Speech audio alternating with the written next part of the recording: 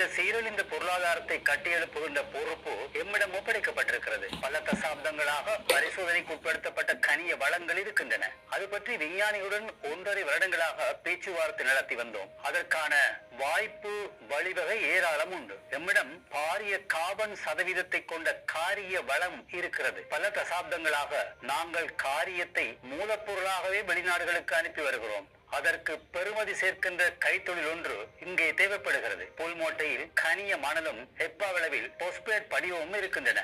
நாங்கள் தொடக்கத்தில் பரந்தனில் சல்பியூரிக் அமிலத்தை உற்பத்தி செய்ய ஆரம்பிப்போம். சல்பியூரிக் அமிலம் அனைத்து கைத்தொழிலுக்கும் அவசியமான ஒரு பொருள். அந்த இடத்திற்கு தொழில்நுட்ப இளைஞர்கள், எழுதுனர்கள், முகாமையாளர்கள், களஞ்சிய பொறுப்பாளர்கள் ஆகியோர் தேவைப்படுகிறார்கள். அங்கே தொழில்கள் உருவாகும். அந்த இடத்திற்கான திட்டம் ஒன்று தயாரிக்கப்பட்டுள்ளது. புத்தளம் பிரதேசத்தில் நிலத்திற்கு அடியில் முக்கியமான சிலிக்கா படிவம் இருக்கிறது. இவற்றை மூலப்பொருளாகவே ஏற்றி அனுப்புகிறார்கள். ஏற்றி அனுப்புகின்ற ஒவ்வொரு தொன்னுக்கும் ஒரு தொகை பணம் அமைச்சருக்கு போகின்றது.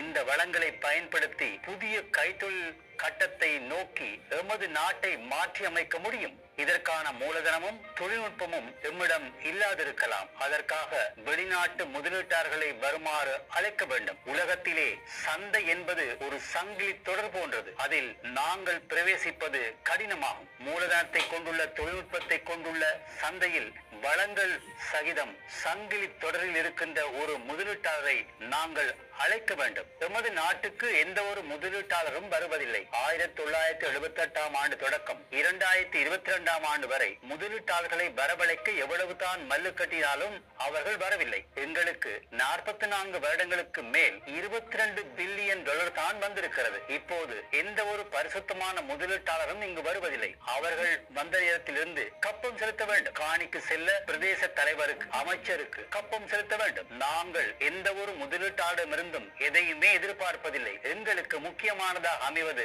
அவர்கள் அந்நிய செலாவணி என்ற வகையில் எவ்வளவு தொகையை முதலீடாக கொண்டு வருகிறார்கள் என்பதுதான். என்ன தொழிற்சாலையை ஆரம்பிக்க போகிறார்கள் என்பதுதான். எங்களுக்கு அரச பங்காக எவ்வளவு கிடைக்கின்றது, எவ்வளவு தொழில்கள் பிறப்பிக்கப்படுகின்றன, கைத்தொழில்கள் விருத்தி அடைந்ததும் வருடம் ஒன்றுக்கு எவ்வளவு டாலர்களை எடுத்து வருகிறார்கள். நாட்டையும் மக்களையும் பற்றி மாத்திரமே நாங்கள் சிந்திப்போம். உலக நாடுகள் பாரிய கைத்தொழில் முறைமையில் பிரவேசிப்பதில் வெற்றி அடைந்ததாலேயே முன்னேற்றம் அடைந்தன. புதிய கைத்தொழில் ஆக்கத்திற்கு நாங்கள் செல்ல வேண்டும். நாங்கள் பண்டங்களை உற்பத்தி செய்யவில்லை. உலகத்தில் உற்பத்தி செய்யப்படுகின்ற பண்டங்களை நுகர்ந்தோம். உலகம் கண்டுபிடித்துள்ள புதிய அறிவு, தொழில்நுட்பம் ஆகியவற்றை பயன்படுத்தி கொண்டு புதிய பொருளாதார செயற்பாங்கிற்கு மாற்றுவதற்கான திட்டங்களை நாங்கள் ஆக்கியுள்ளோம். உலகத்தில் உள்ள பாரிய ஆய்வு கூடங்களில் பணியாற்றி வருகின்ற எங்களது விஞ்ஞானிகள் மிகப்பெரிய பிரயத்தனம் செய்து ஆராய்ச்சியில் நடத்தி புதிய பாஸ்மதி நெல்லை கண்டுபிடித்திருக்கிறார்கள். அவர் எங்கள் விவசாய குழுவில் உள்ள ஒரு விஞ்ஞானி.